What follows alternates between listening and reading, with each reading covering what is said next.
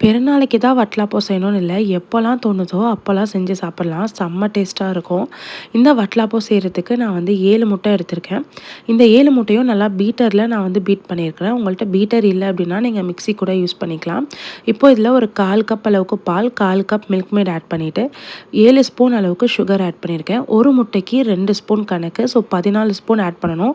நான் வந்து milk mat add பண்ணதுனால 7 ஸ்பூன் மட்டும் தான் ஆட் பண்ணியிருக்கேன்.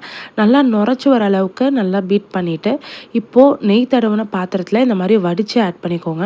அது கூட 1 ஸ்பூன் அளவுக்கு ஏலக்காய் தூள் ஆட் பண்ணி நல்லா மிக்ஸ் பண்ணிவிட்டு ஃபைனலாக நட்ஸ் வந்து இந்த மாதிரி பவுடர் பண்ணி நான் ஆட் பண்ணியிருக்கேன். உங்களுக்கு விருப்பம் இல்லை அப்படின்னா நீங்கள் வந்து ஸ்கிப் பண்ணிக்கலாம். மேலே இந்த மாதிரி 1 ஸ்பூன் அளவுக்கு நெய் ஆட் பண்ணி இந்த மாதிரி வந்து நம்ம அலுமினியம் ஃபாயிலில் இந்த மாதிரி மூடி வச்சிடலாம்.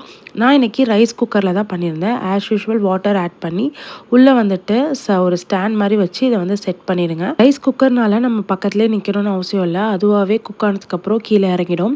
ஒரு 10லேருந்து 15 நிமிஷம் நல்லா ஆறுனதுக்கப்புறமா டீமோல்ட் பண்ணிவிட்டு சர்வ் பண்ணுங்கள். செம்ம டேஸ்ட்டாக இருக்கும். கண்டிப்பாக இதை வந்து ட்ரை பண்ணி பார்த்துட்டு எப்படி இருக்குன்னு சொல்லுங்கள்.